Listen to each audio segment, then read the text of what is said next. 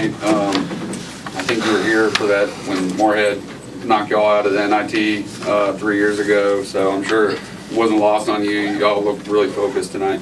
Yeah, this is one game I kind of had circled, not only for me, but one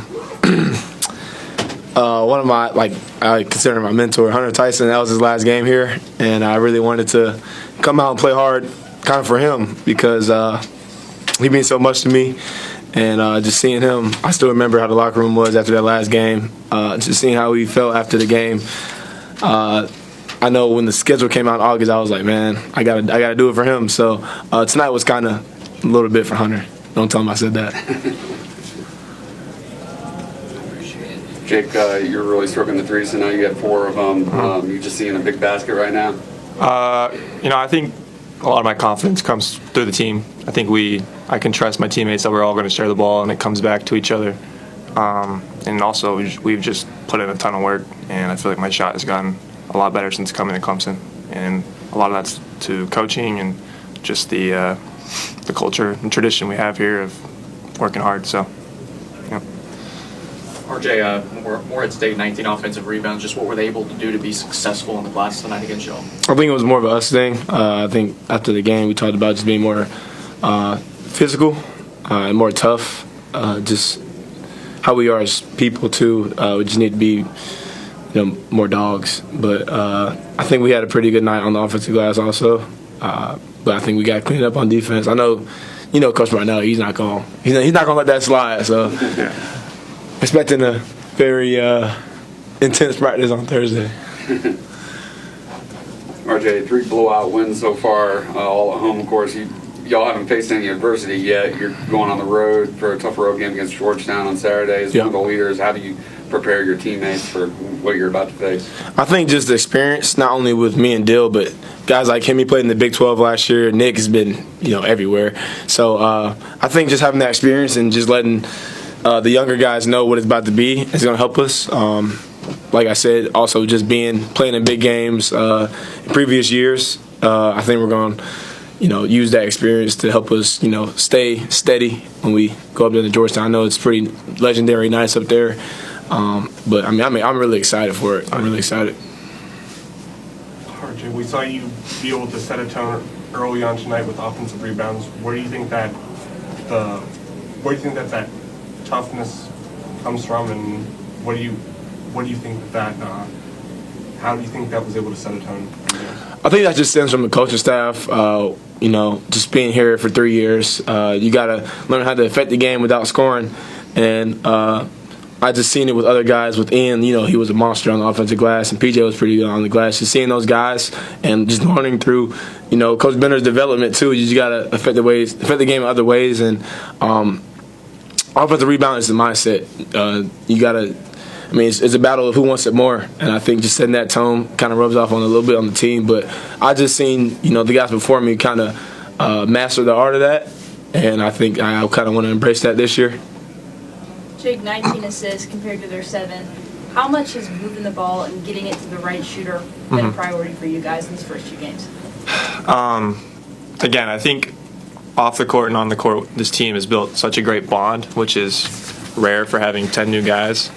And it definitely translates to the court, trusting one another, trusting that, whether the shot goes in or not, we want to find the right shot.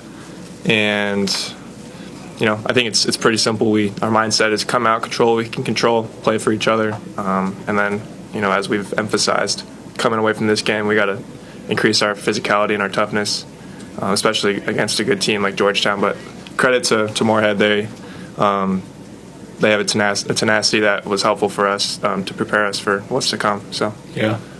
How do you feel like you've been able to build that with so many new faces in such a short time? A lot of off the court stuff. Yeah. Part of my decision coming here was I know the type of guys that Coach Brownell recruits, and everyone has similarities in mindset and personality and work ethic, and so we're all similar that way. I think he recruits a certain kind of guy. And so, it's probably the 3rd or 4th time I've said that word trust. It's just, I think we're all able to buy in and trust that no matter what adversity comes, we can trust the preparation we've put in. I try to remind the guys before every tip-off, just trust the work that we put in this summer. I think it's a really important thing to remember. Just trust the work that we've put in, and we don't have to worry about, much else.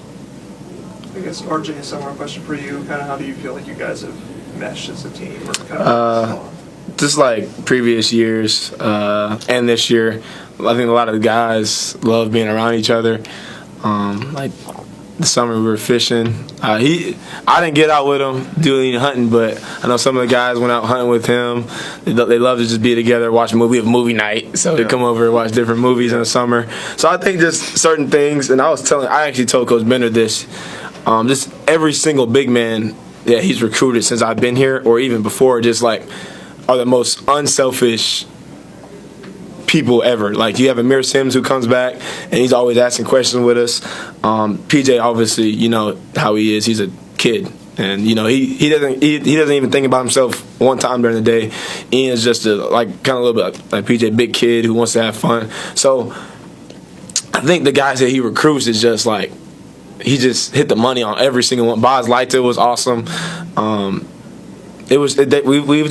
The guys here are just awesome, and I think not only the bigs but just the guys off the court, they just love spending time. I think obviously that kind of helps on court chemistry. I guess what's the most memorable movie you guys had? I think I spoiled Avengers Endgame this summer for one of our managers. Yeah, I think Tyler Peppersilly, one of our GAs, hasn't watched Endgame.